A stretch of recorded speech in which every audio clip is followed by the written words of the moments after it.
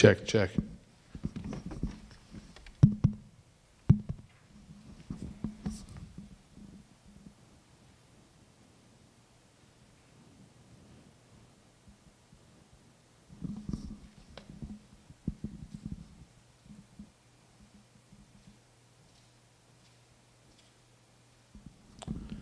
Testing 1, 2, 3, 4, 5.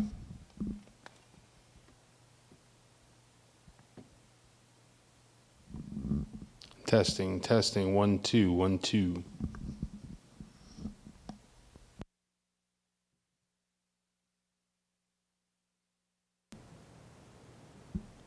Testing mic 2, 1, 2, 3, 4, 5.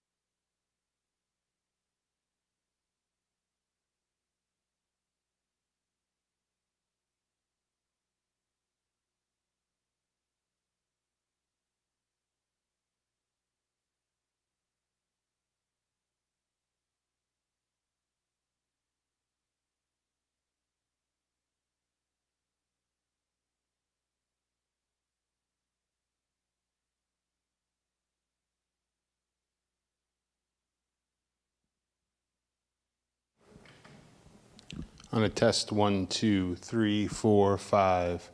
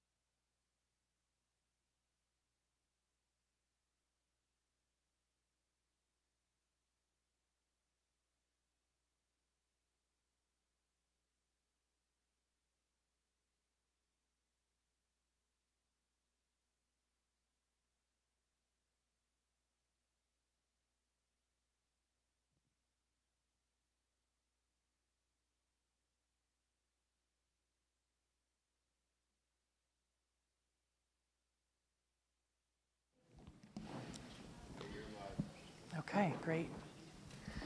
All right, good evening, everyone. Thank you so much for coming tonight. We appreciate you coming out on this rainy night, taking the time to be informed about the project. I'm Cheryl Champ, I'm the superintendent, and I'm happy to be here tonight just to talk a little bit about the different projects that we've got going on around the district. I am going to give you the comprehensive presentation. I'm going to go fast because I know that many people in the audience know a lot about these projects.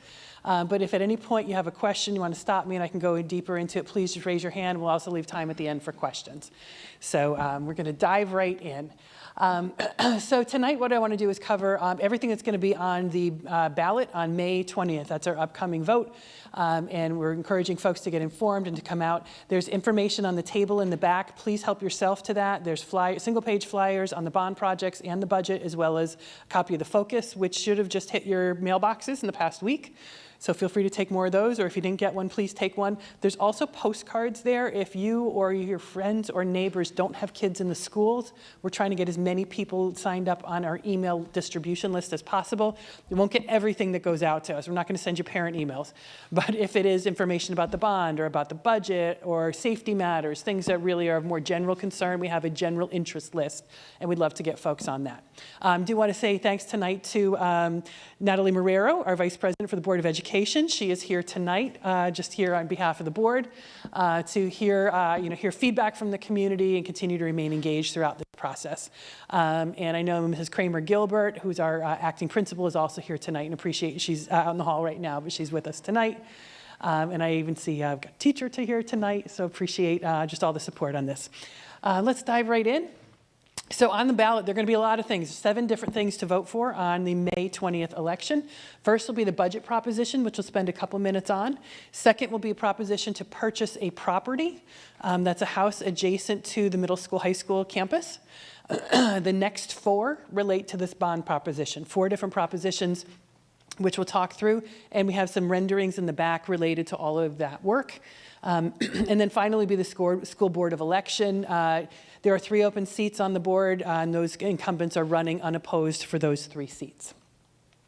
So the budget, it's important to you that you do know. Right? We've been talking about the bond, but there is actually a budget vote like we have every year. We always anchor our budget development in our strategic plan to try to continue to move that forward. So we're just completing our first year of the strategic plan and looking to move the plan forward in those main priorities. Areas, personal growth and achievement, belonging and wellness, and facilities and sustainable learning environments. And that third one is particularly important because this has been on the board's radar for several years now. Last 2 years really have been spent understanding, digging deeply into long and short-term financial and facilities needs, which have culminated in the projects being shared with you tonight. So within the budget, just quickly on that, the main drivers of the budget, which are very typical of any budget, are going to be salaries and benefits. This year that represents 76% of the budget. We are a people business, and that's always our biggest area of expenditure. So increases have to do with salaries, contractual obligations. We're currently in negotiations with our civil service clerical unit, so there's funding in there for those anticipated and current contractual obligations. Additionally, like many of you in your professional or personal life, we're seeing increases in healthcare, liability insurance, and utilities. So those are driving costs. Everything is getting expensive, more expensive everywhere, and that certainly impacts our school budgets. We're increasing our expenditures with BOCES, which is the Board of Cooperative Educational Services. They provide shared services that the benefit to us is that we get aid back on that in the following year. Any of you who've been involved in arts and ed, you know how that works. You spend in one year, they give you about 50% of that back the following year. So it's a strategic move to share services there. Within the budget, we continue to maintain a 2% contingency, and that's of the overall budget for fluctuations that happen from year to year. And in calculating the tax cap, we do have an anticipated drop-off in state building aid coming. That's not funding falling through. We had building projects in the past. State aid flows usually a year lag time, and we're coming to the end of the payback on a prior project. Additionally, things that influence this budget, we have 13 teachers retiring this year, which is a really large number. 2 are at the elementary level, the rest are at the secondary level, and that's just a function of people reaching that milestone in their financial and professional life. We had a big cohort come in many years ago, and they're reaching that point. So we use it as an opportunity to really scrutinize, sharpen the pencil, and decide which of those positions needed to be filled. How do we make sure that our resources are going, matching our priorities in our strategic plan? We're also seeing increases in special education, as we talked about on the tour, and that's not just us, that's everyone. All schools across the state, the region, the country are seeing increases in special education, and that was a priority of the board, not in addition to being strategic and streamlined with our staffing, to also continue to support our special education needs. Overall, once we did all the ins and outs of staff increases and decreases, the net result is an overall 4.61 reduction in FTEs, full-time teaching equivalents. So that might be pieces of people, but that's some of those retirements are not being replaced, which is what we call through attrition. So we're reducing our staff through attrition, as opposed to layoffs or cuts or anything like that. So no harm, no foul there, but a more streamlined use of staffing. We've also used some creative scheduling, found greater scheduling efficiencies, and some classes at the high school will be running every other year instead of every year. But everything will continue to be held within board class size guidelines. That was another priority of the board, is to stay within, offer the rich programs, but stay within board guidelines and be streamlined with staffing at the same time. So the total appropriations for this budget being proposed on May 20th are $96,290,000. You can see the budget-to-budget increase is just over $2.7 million, 2.9% increase in that year-to-year budget. The allowable tax levy is 3.48%, and that is what we're asking, what has been proposed to the voters and what the board has adopted. The components of that are made up of two different pieces, the operating budget and the capital budget. The operating is the part really that's most subject to the tax cap. And then the capital budget is what we call capital exclusion, so that functions outside of the tax cap. We'll talk a little bit more about that. One thing I would say with that 1.8%, that really is mostly due to that drop in state aid that I mentioned a minute ago. The board has continued to use its debt service reserve to keep that number low. That would have been much higher. I think it would have been about 5 or 6%, actually I don't want to overstate, about 4 percentage points higher without the use of the debt service reserve. So we're fortunate to have that. We continue to have that. As we close out the 2018 bond, we do have about $3 million left in that was because we came in under budget and on time with our projects. So that additional money will roll over into that debt service reserve, which gives us that reserve to continue to use to keep the tax levy down going forward as we transition to these new projects. Within this, I've already talked a lot about the different things that we're doing within this budget. One specific I'll add, and this is if any of you who have high school students, we're adding a new AP, Advanced Placement title to the course catalog. In the past, we had Humanities Research. Of course, we started a couple of years ago. It's been kind of small as far as interest. It's a very similar approach to AP Seminar, so we're bringing that course in its place. Already, we've tripled the enrollment and interest in that course by doing that. So that gives us, I think, 20 different AP course titles that we offer at the high school level from year to year. Within special education, as I said, we're seeing increases, so we're adding some staffing at the secondary level. We're continuing to do our integrated co-teach, which is based out of Hutchinson for grades K through 2.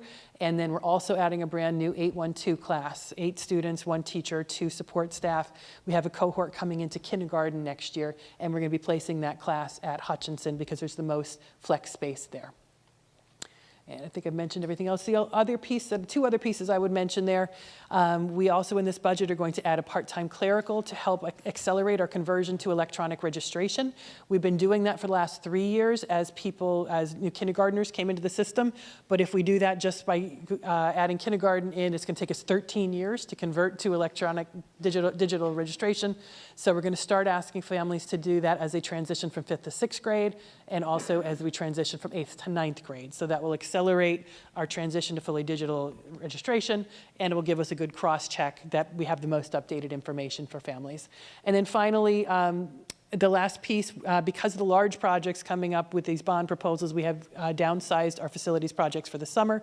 The most important one to most folks is with the governor's new requirement that we cannot put classes in classrooms once they get 88 degrees or higher, and we do not want to be canceling school or sending students home. And we do have classrooms on our top floors and on the air-conditioned buildings that do get that hot. Over spring break, air conditioners are put in all the elementary schools on the top floors, and we're going to be doing that work at the high school this summer, so that at least the top floors have air conditioning units. And then what the buildings can do is they can rotate classes through if need be. The lower levels don't get quite as hot as that upper level. So we're going to continue that work within this budget. So that's the budget. Moving to the second item on the ballot is the house purchase and renovation proposition. You might remember back in 2019, we were able to purchase a house next to Colonial, which squared out that property and gave us, it's really for future opportunities. As of right now, we have 8 business office staff members in that house. We renovated that up to get a state ed certificate of occupancy so we can move staff in there. Unfortunately, it's a 3-story building. We were not able to use the 3rd floor without adding either sprinklers or fire escape, so we're only using the 2 main floors of the building and the basement for storage. So we've got room for 8. We could go up to 9 there.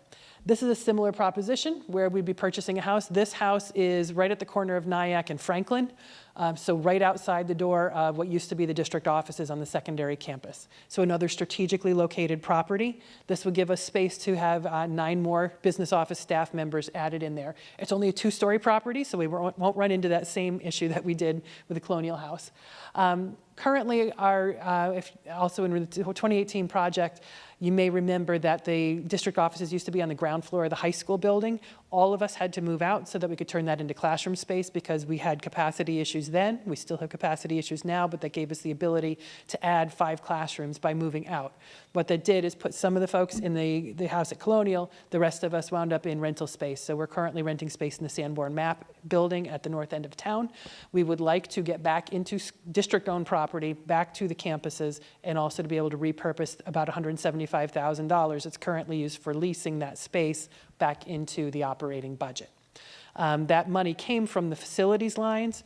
Likely, if we brought it back in, we'd do our best to keep it in the instructional lines, because as the tax cap continues to put more and more constraints on our operating budget, we want to make sure we can continue to provide the program that we want for our students. So this proposition will be asking the voters' permission to purchase the house. We are in contract for a sale price of $1.45 million. That's a fair market value that was arrived at, looking at the assessed value, an appraisal, as well as what it would go for on the open market. And I think any of you who bought a house or even looking or in that area know that houses are selling very quickly over market right now in Pelham. So the $4.5 million we thought was a very defendable fair market value. So we're asking for your approval for that, as well as up to $400,000 to renovate it in order to be up to standard to get New York State Education Department certificate of occupancy for use as offices. It could also have future educational value if we wanted to use it for instructional space. The property itself could have many different purposes down the road. So anytime we can acquire strategically located property, it's really with an eye to short-term needs, which is our administrative offices, but then long-term needs as far as future programming and expansion for the schools. If the high school project passes, and I'll talk about that when we get there, there's a classroom there that we've identified that we would move the rest of the district office staff into, which could then get us fully out of rental space and back on the property. I believe I've covered all of this. Yes, so I'm going to go on with that. So now we get to the 4 capital bond improvement propositions. And it's been divided into 4. There's been a lot of questions around. There was a lot of debate at the board level about this as well. Really, given the size of the ask, at the end of the day, the board wanted to give as much say as possible to the community, which is ultimately why it was divided into 4 propositions. So we're going to go through each of those in detail. The important thing to note is, in order for any of them to pass, Proposition 1 has to also pass. So that can pass on its own. That's our core. It's kind of our gateway proposition. Anything else, if it passes, can only pass if 1 also passes. Yes? Why is that? Why are they structured with that one as the gateway? Or why are the others dependent on it? Because the first one, and we'll go into it oops, I went the wrong way. It's the core infrastructure for most of the buildings. That's really what it is. We need to keep the lights on, the heat on, and the water out. And that was first and foremost priority for the board. So that's what's in Proposition 1 for most of the buildings, which is why it's number 1. We didn't want to be in a position of not being able to address the infrastructure. So it's the board's decision to say, Dr. Jones, sorry, can this gentleman Yep. give me a mic? Yeah, if you don't mind, because we are recording and streaming. You're welcome to come up. Yep. thanks, sir. Take up so much time walking back. That's okay. That's all right. We're a small group. We're a small group. So go for it. And smile. So there's nothing in the structure of this. It's just the board's decision that they don't want to do 2, 3, or 4 unless they get 1. Correct. Yeah, and I think what you can articulate it in such a way as if, say, if we got the expansion at the high school and we didn't, which is Proposition 3, and Proposition 1, which is your core heating infrastructure at the other schools, it could leave us in a position of we're expanding in one building and we haven't addressed the fact that we have 30-year-old boilers that are at end of life. So it was really a way to make sure that the core critical infrastructures, if anything's going to pass, those have to pass first, and then everything else will be additive to that. So yeah, there was a lot of debate around that for sure. Yeah, if you've got a question, I'd invite you to come up.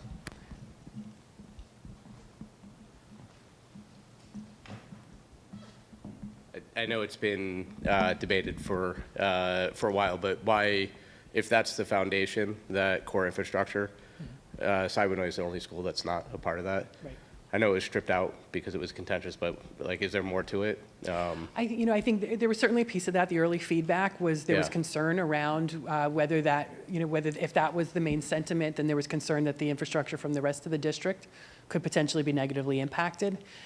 So I think there was that piece. And also with Siwanoy, in order to do any of the extensive work that we're talking about, you have to address the ADA work. We can, if we had an emergency boiler break, sure, we could replace that. But if we're talking about upgrading a system, redoing all the piping, renovations, any of that, in order to get the project approved, we really needed to do that. Yeah. So it was kind of an all or none Yeah, approach with Siwanoy. which makes sense, but it's still the board saying if we have to hold Siwanoy back to do the other work, we're okay doing that, and that's, I wouldn't quite phrase it that way, but at I the mean, end but of the I- day, they had to yeah. make a decision I get about. it. It's just that is Yeah. the message.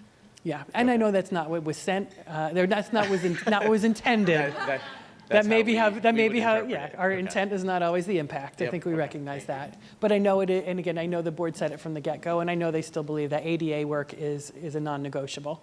So I follow that with, people often ask me, well, what happens if it fails? That's the next logical question. So what we would do is we would figure out why. So that would be stakeholder groups, focus groups. We're going to be doing exit polling, not just for Siwanoy, but for the whole, everything on the ballot. Why did it fail? And then address what those whys were and go back out as soon as possible. So we can go back out for another vote as early as the fall.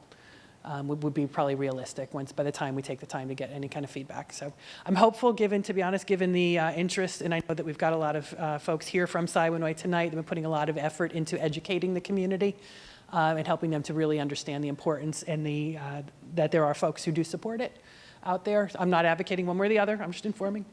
But I know folks are definitely motivated.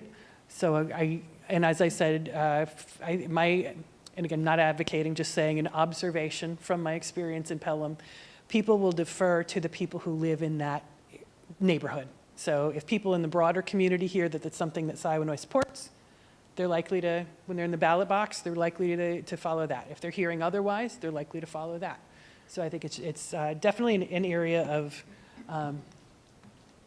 good questions. So the other big question before we dive into all the details is folks are asking with the economic situation as it is, why are we doing all this now? And why are we asking for potentially $140 million worth of work now? Another very fair question. So a big piece of this comes down to the current financial long-term situation for us. And as I said, the board's been at this work for over a year, going on 2 years at this point. And one of the things that we have coming up for us is 2 tranches of debt dropping off that give us good financial opportunities. The most recent Colonial project is paid off in about 2 years, which the drop in those debt payments gives us the ability to using that same money to go out and borrow again up to $10 million without raising taxes above what they are now. That's $10 million in borrowing. We can do tax neutral. A few years after that, about 4 years after that, the middle school is paid off, and that drop enables us to borrow up to $55 million tax neutral. So we've got a total of $65 million in tax neutral borrowing in front of us, and which is what makes it a really good time from our perspective to go back out, because that basically takes that, we're not going to be adding to the tax burden for that. So between that, we generally get about 49% in state building aid. And yes, we're all keeping an eye on what's going on at the state level because that's related to what's going on at the federal level. But building aid has traditionally flowed back to us at about 49%. So that reduces the local share of the tax burden down to about 51%. And additionally, with the geothermal, which is Proposition 4, there are currently tax incentives, tax rebates, credits that we could get to help offset that larger upfront cost. Marie? Yes.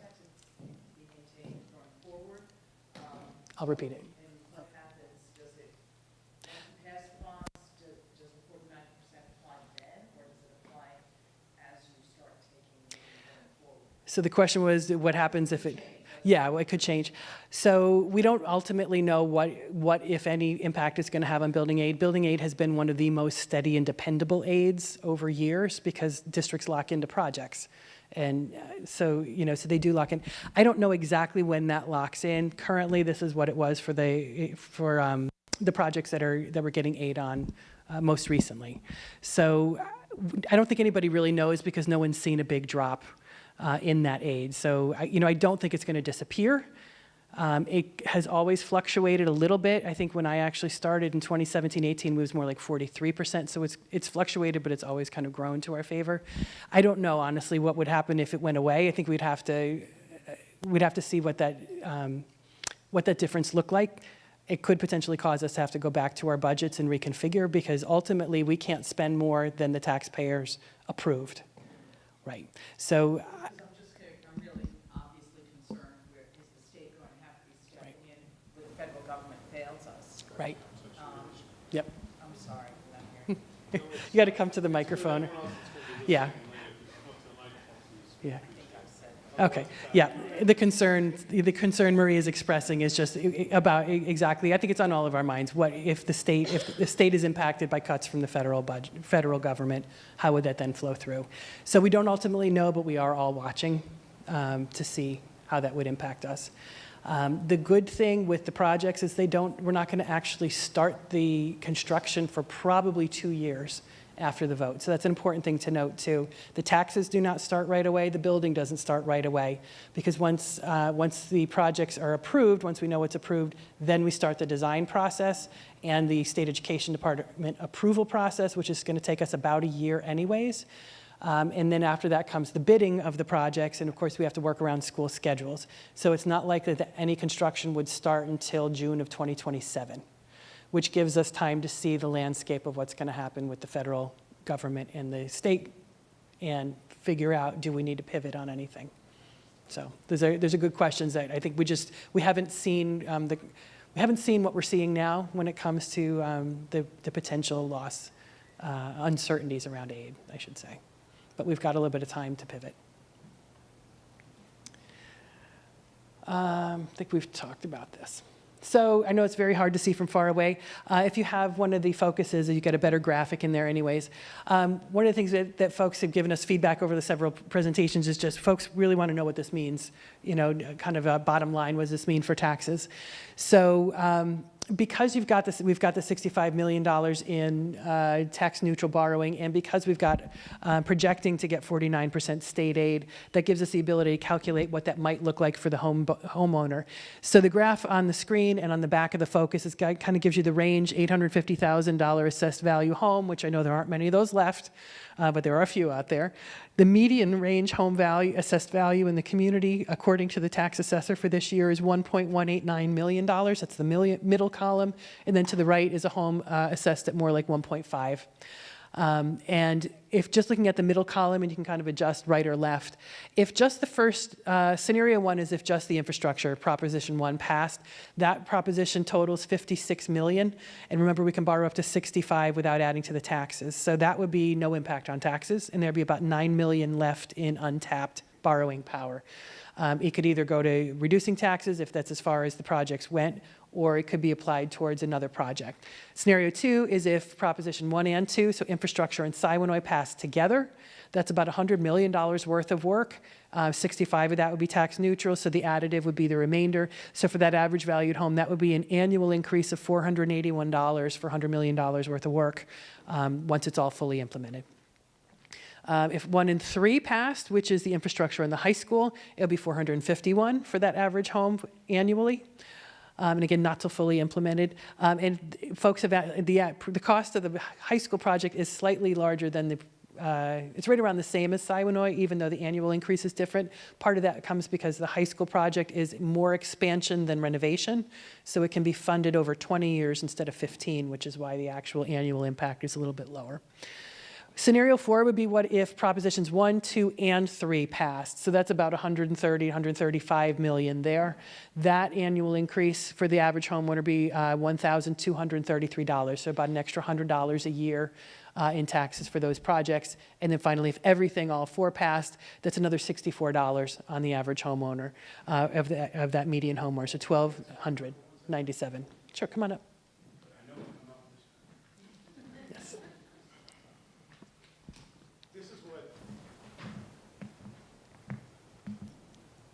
This is what really stumped me. If 1 and 2 increased taxes 481 and 1 and 3 increased taxes 451. It doesn't add up to 1233, right? Right. Right. Okay, let me explain that. It's a great I question. was once a high school math teacher. Okay, totally, and that's one of the most common questions I get. Absolutely. So if you remember, I said we've got 65 million in tax neutral borrowing. Proposition 1 is only 56 million, so there's 9 million still on the table. In scenario 2, we're taking that 9 million and applying it to the Siwanoy project. So that takes 9 million off the Siwanoy project. In scenario 3, that extra 9 million is being applied to the high school project. But in scenario 4, you can't use that 9 million twice. You can only apply it to the Siwanoy project or the high school project. So it's an extra 9 million additive in what's being taxed for. That make sense? No? Okay, let me see if I can think of it differently. All right, let's build it up maybe. So, all right, so scenario 1, like I said, 56 million. So that's completely tax neutral. You're adding to that, it's going to make more sense if we think about the building. So scenario 1, proposition 1 is 56 million. That's covered by your tax neutral borrowing. Then you're adding about 40 million for Siwanoy on top of that, but 9 million's already tax neutral. So you're only bonding for the additional 31 million. And then in scenario 3, you're adding a full 40 million on top of that, which is why you're getting that bigger number of 1233. It really has to do with that extra 9 million. Scenario 1 is going to one project, excuse me, in scenario 2, that extra 9 million is going to Siwanoy. In scenario 3, it's going to the high school. But in scenario 4, it can't go to both. So I could talk with you after a little bit more, and I can try to think of a different way to go through that. It is correct, is what I will say, but they are not additive because of that, because we're dealing with something that's less than the tax neutral amount. So very quickly, I know a lot of folks are familiar with this. I'm going to skim through these, but Proposition 1 has, Hutchinson is nowhere in here, I should say. We did the new school at Hutchinson so that we could take it completely off the table for the next 20, 30 years. So there's a little bit of work here for the middle school, which is roof and masonry replacement. Everything else is for the older schools, the 4 older schools. So you see there the scope of work for Colonial, Prospect Hill, and the high school. You're basically talking about your building envelope. You're welcome. Roof, windows, masonry, waterproofing, and heating systems throughout that would be replaced at all 4 of the older buildings. Additionally, Colonial and Prospect Hill, that would include central air conditioning. And that's your $56.2 million. That work would be staged over 3 to 5 years, and it would be staggered throughout the building, so we weren't shutting the whole district down at once to do that work. I'm going to skip the pictures because I know we're already getting a little bit late tonight. Oh, also within that would be the Prospect Hill roof. It's 100 years old, needs replacement, so it's budgeted to replace it in kind with slate. So hopefully another 100 years out of that. Proposition 2 then is all Siwanoy. So all that same work that was in Proposition 1 for the other schools is now included with the Siwanoy proposition, including air conditioning. Plus, this is where you get your ADA upgrades. And we took some time to look at where those elevators would be as we did the walkthrough earlier. So it's expansion, adding 2 elevators and turning the level underneath the gym where we are right now into a cafeteria. So you would lose your art room in that case. You would lose space out of 4 full-size classrooms for the elevators. Those 5 rooms need to be replaced in the expansion, which is why we need the expansion, because we are full to capacity right now. We cannot afford to lose classrooms. The expansion would need at least 5 classrooms, and then adding a couple more gives us a little bit more flex space for program and for enrollment fluctuations. That would also provide light renovation throughout the school, especially as we're doing piping of the new heating and cooling systems. We're going to be pulling all the casework out, so it's a chance to upgrade all of that at the same time. All in, that project would be $42.6 million, so that's added to the 56 point, I think it was one on the prior slide. And this one can only pass if Proposition 1 also passes. So it's very realistic that both of these can pass, and again, it's only about $481 all in for these two propositions together to the annual increase to taxes.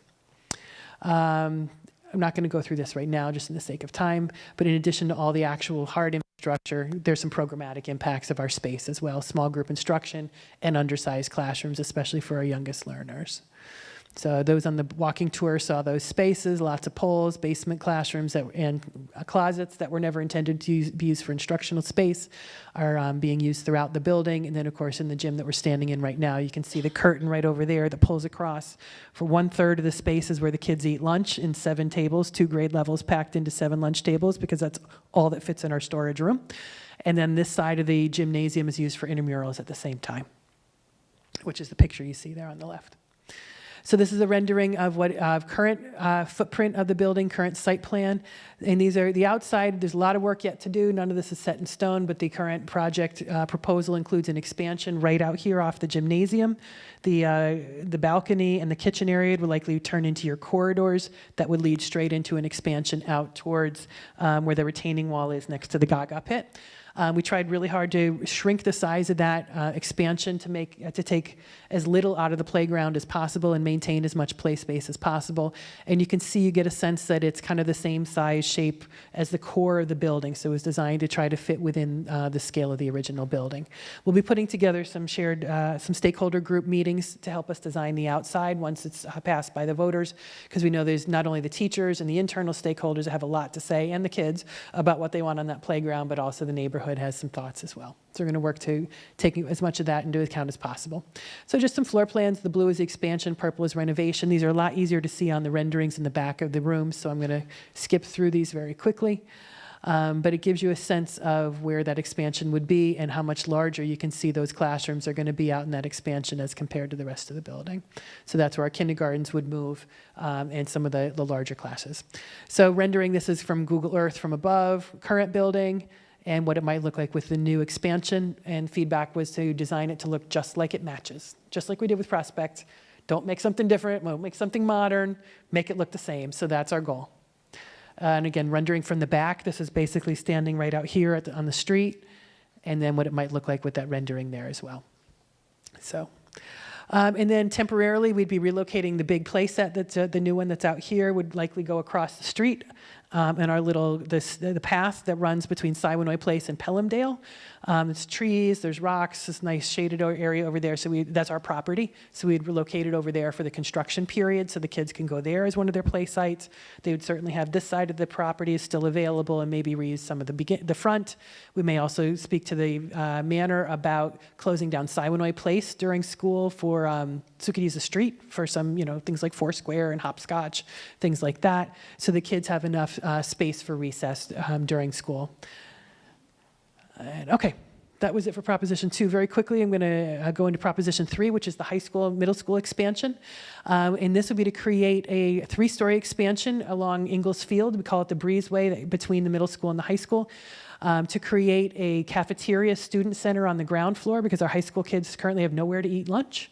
They share with the middle school, and the middle school students fill the cafeterias. So students don't have a dedicated high school space for that. So we're proposing something, think more like a college student center is what I think of. And then above that, 2 floors of modernized science labs. We don't have enough science labs, and they're of a very outdated style and design. And it makes our current approach to science instruction challenging. So this is really what I just said, not enough classrooms.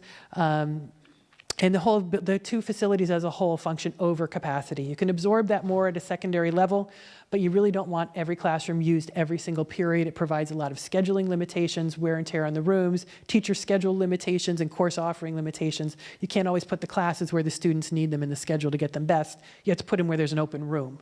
And that's just not always best for getting kids the courses that they need.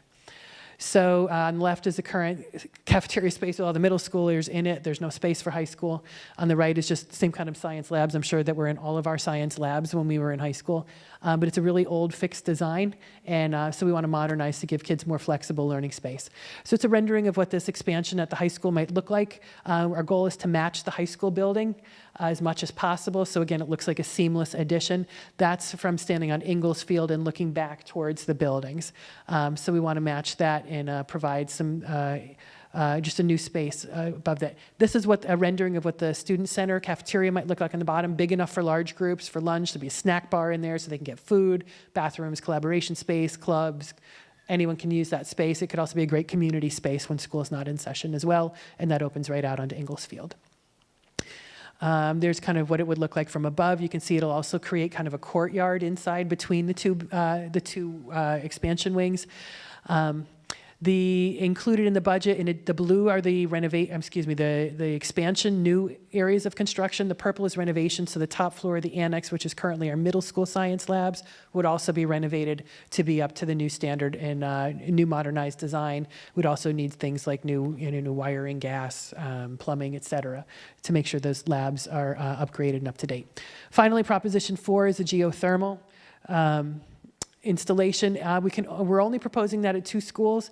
We're not doing fully air conditioned at the high school because fully engineered high school air conditioning, that would have been about 15 million more. And we have a lot of window and split units already at the high school. So we're going to continue with that strategy for now. Because we're not doing fully air conditioned high school, we can't then do the geothermal because you need a balanced heating and cooling system.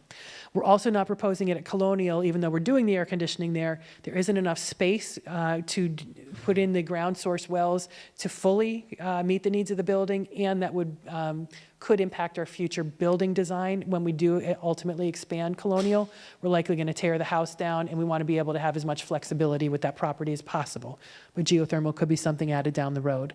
So we are proposing it at Prospect Hill and Siwanoy. It is a $4.5 million added upfront costs. Those could be largely offset with tax rebates and different grants to help offset that first cost and accelerate the return on investment there. Just some pictures of what that might be. It's the top right corner is a well field that can really go almost anywhere at Prospect Hill. And at Siwanoy, it's hard to see from where we are, but above the yellow building and to the left of the blue is some circles that would show you where those wells might be. So that brings us to the conclusion of everything that's going to be on the ballot. So again, the budget itself with a 3.48% tax cap compliant levy increase. Proposition 2 is the purchase of the house at 29 Franklin, $1.45 million purchase price with a $400,000 renovation budget. One thing I forgot to mention that will not be, it's not part of the bond. It's not going to be borrowed for. That is a straight cash purchase by the district out of undesignated fund balance. That's our liquid kind of money that we're allowed to keep up to 4% in our undesignated fund balance from year to year. So that's where that funding would come from. So no additional taxes are being raised from that. It's coming from reserves. The next four relate to the bond, as we talked about. Number 1 is your gateway. Everything else, if it passes, can only pass if one passes. And then finally, the school board election. Where you've got your three incumbents running, and they are running uncontested for it. So I thank Natalie and the other members of the board who are continuing to provide the service to the community. It's a lot of time, hours, and energy, and not a lot of pay. 0 is the pay for that, but the satisfaction of really creating legacy for the schools. So tonight is one of our last bond engagement sessions. 2 more to come if you want to hear more. If you want a more informal conversation, we're having a board coffee Wednesday morning at J Cafe. And with that, reminder to come vote on the 20th at the middle school. Voting is from 7 a.m. to 9 p.m. You can also absentee vote or early vote. And check our website out for all the details on that. And if you want to learn more about any of the propositions, there's lots of information on the website as well. Go to our district website. Easiest thing to do is just go in the search feature and type bond, and it'll take you right to the bond page. And that's it. So time for any last questions before we call it a night here. Open the mic to anyone who'd like to come. Yes. Thank you so much. You're welcome. If the geothermal goes down, meaning not approved, Correct. What would you be doing instead in So terms of HVAC? we would be going with the dual hydronic systems that that were proposed for, like, the high school is going to be a dual hydronic, and that's where we would go. Yep. Yes. Actually, a related question. So you mentioned that one of the biggest increases in the budget is utilities. Yes. So can you speak a little bit about, like, I understand the geothermal cost, and then a lot of that can be offset by tax rebates. But what about, like, the long term in terms of utilities? Yeah. Like, how much cheaper will geothermal Yeah. be? And That's a great question. So the hard part is it's difficult for us to answer at this point because we're only allowed to do 2% of design. We have to go to the voters with conceptual designs and conceptual budgets. We have to stick within those conceptual budgets. But because of that, we're not at a place where we can do real energy modeling to give you a specific answer to that question. What our architects have shared with us, they did some research and found some case studies to kind of give a ballpark of what we might expect. What they've found was on the energy savings part, you don't, in the first 18 to 25 years, you don't see a lot of savings. You're probably in a break-even position, but once you get to the next 25 years, you see significant cost savings on energy. So what they've said is, so your payback period is very long. But if you can get the tax incentives and credits on the front end, that helps to recoup you get your return on investment a lot more quickly. The only other anecdotal thing I would add is I've heard from a lot of folks connected to Huguenot Church who did the geothermal work, I think about 15 years ago. They said it's game changing for their utilities now.